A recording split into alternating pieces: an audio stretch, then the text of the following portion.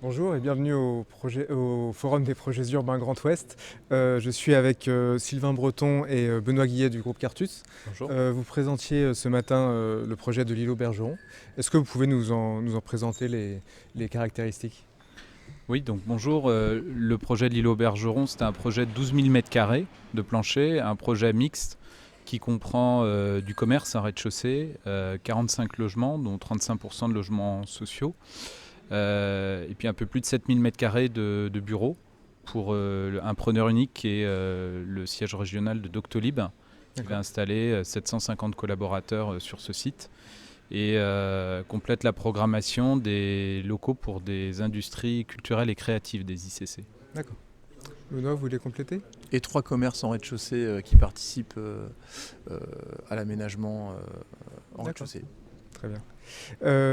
Est-ce qu'il y a eu des obstacles, des défis particuliers à relever sur ce projet?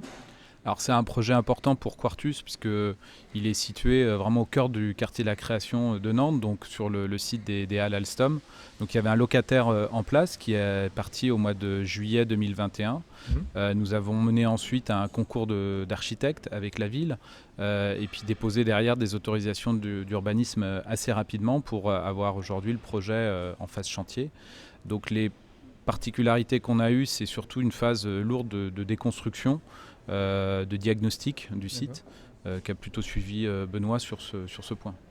Alors justement, Benoît, dites-nous. Oui, alors au-delà de la déconstruction, effectivement, la complexité, c'était effectivement le planning assez serré, avec rapidement le Doctolib, donc, qui avait été identifié et qui, dans la conception, a participé aussi au cahier des charges. On a dû intégrer rapidement au cahier des charges du coup les éléments de Doctolib. Donc ça, c'était une difficulté, effectivement, dans un timing assez court.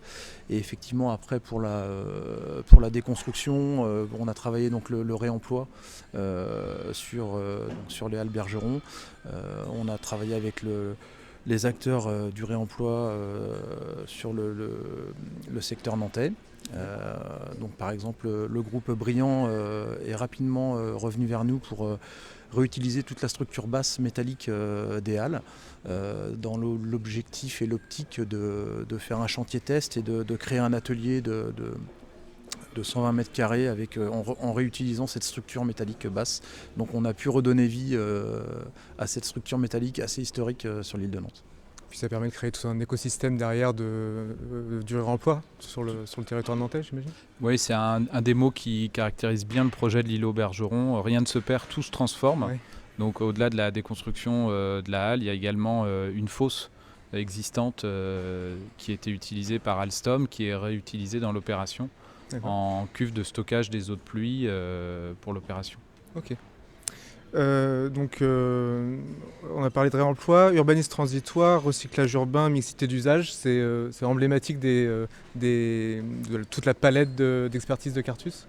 Oui, alors Quartus se définit comme un ensemblier urbain. Voilà. Donc la partie transitoire est très forte sur nos projets. Là, on avait une échelle de projet, une échelle de temps qui le permettait, même si elle a été très courte. Pour redonner quelques éléments de calendrier, quand le locataire est parti, on a lancé ce concours de maîtrise d'œuvre. Et très rapidement, pendant 4 mois, la compagnie des circassiers,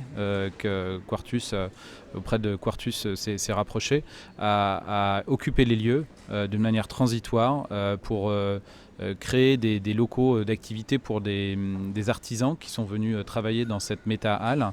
Il y a également des événements festifs le week-end. Il y a eu à peu près 2000 personnes qui sont intervenues sur ces 3-4 mois en transitoire. Ça a permis de faire connaître les lieux aux habitants, aux Nantais qui passaient à côté de ce site et qui n'étaient jamais rentrés dans cette cathédrale d'acier industriel. Et voilà, ça permet aussi de mettre en lumière le site, de l'ouvrir sur le grand public. D'accord. Et pour finir, peut-être, on en est où du projet et quelles sont les prochaines étapes? Donc là, on a finalisé donc toute la déconstruction, tous les travaux de terrassement, y compris la gestion des terres polluées. Et on a réalisé les fondations profondes. Et la grue donc, a été finalisée d'être montée hier. D'accord. Donc le gros œuvre démarre pour une petite année là, avec l'objectif de livraison janvier 2025. Bah, écoutez, on a hâte de voir ça.